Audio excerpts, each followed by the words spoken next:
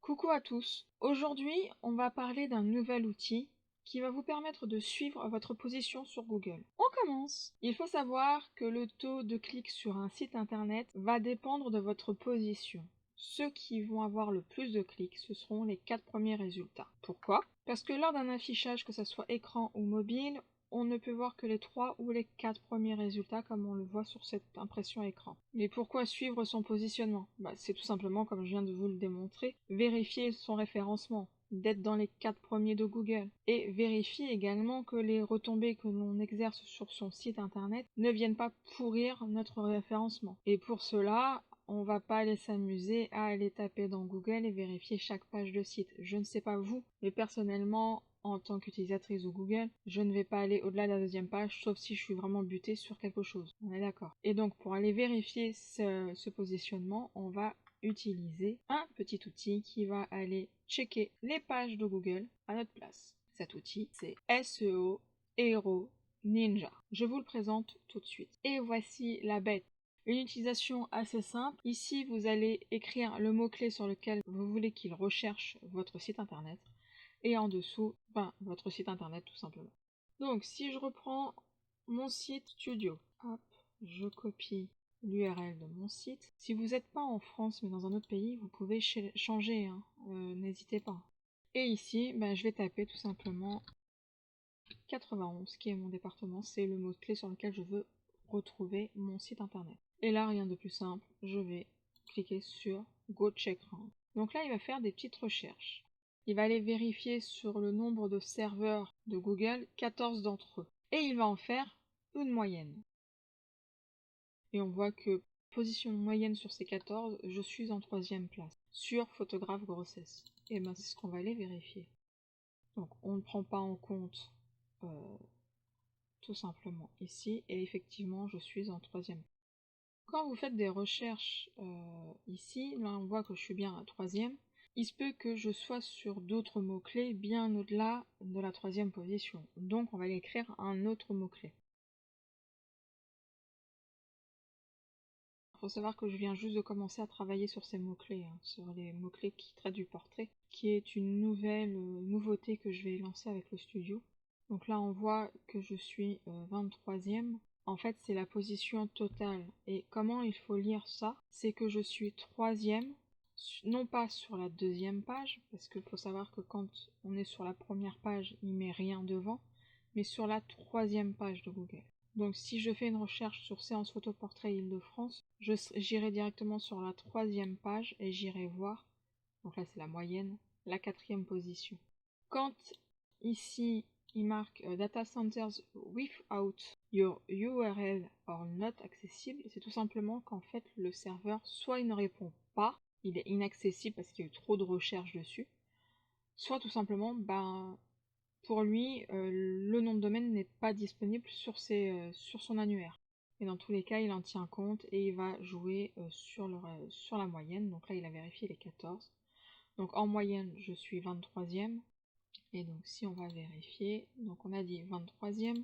Donc je vais aller en 3e page, parce que 2, on fait 2 plus 1. Et 4e. Donc là, il faut savoir, c'est que je vais aller consulter uniquement un serveur, pas les 14, et je ne sais pas si c'est celui qui l'a vérifié. Donc là, on voit bien que Fanny Photographia, je suis bien là, en 4e position de la 3e page. Et quand on regarde, je suis entre 23 et 25e, donc c'est normal que le 24, ça fasse le delta entre les deux.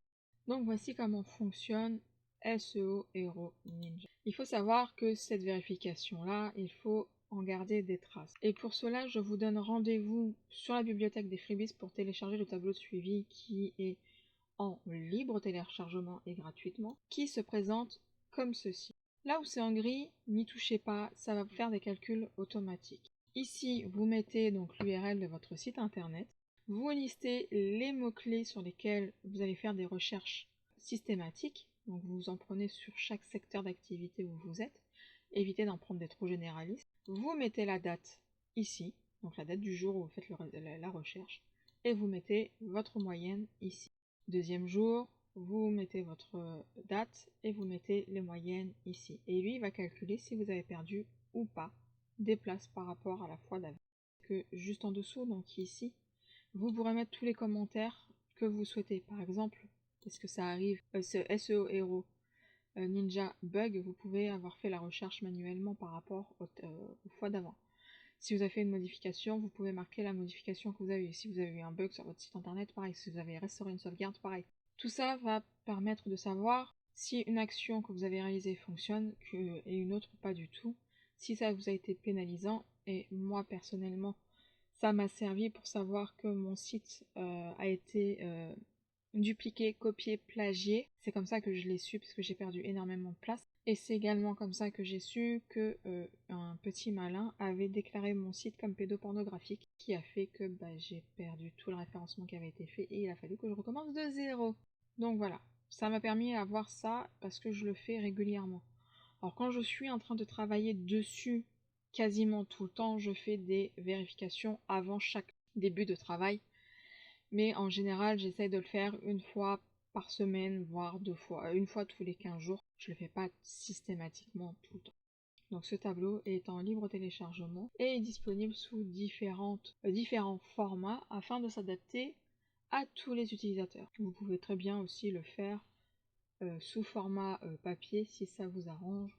Moi je trouve que c'est plus facile. Et maintenant, je vais vous donner 2 petites astuces pour le faire correctement. Déjà, ciblez toujours les mêmes mots-clés, c'est-à-dire que vous allez lister les mots-clés sur lesquels vous voulez être visible et qui vous semblent logiques dans l'utilisation de vos futurs clients. Utilisez un autre navigateur que celui sur lequel vous travaillez habituellement. D'ailleurs, je viens de voir qu'il y a une faute d'orthographe. Tout simplement, moi j'utilise quotidiennement Google Chrome.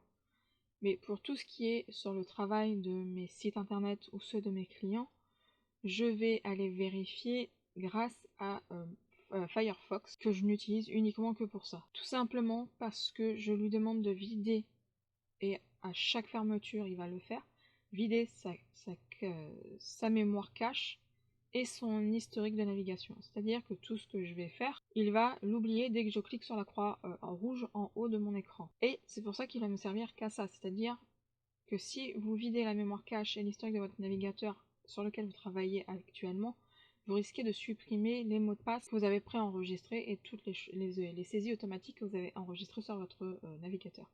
Le fait de travailler sur un autre que vous utilisez que pour la vérification de votre site internet évite l'arrachage de cheveux sur c'était quoi mon mot de passe déjà. Donc voilà, j'utilise Firefox parce qu'il est facile de vider automatiquement et de configurer de façon à ce qu'il efface la mémoire cache et l'historique. Donc c'est pour ça que j'utilise celui-ci.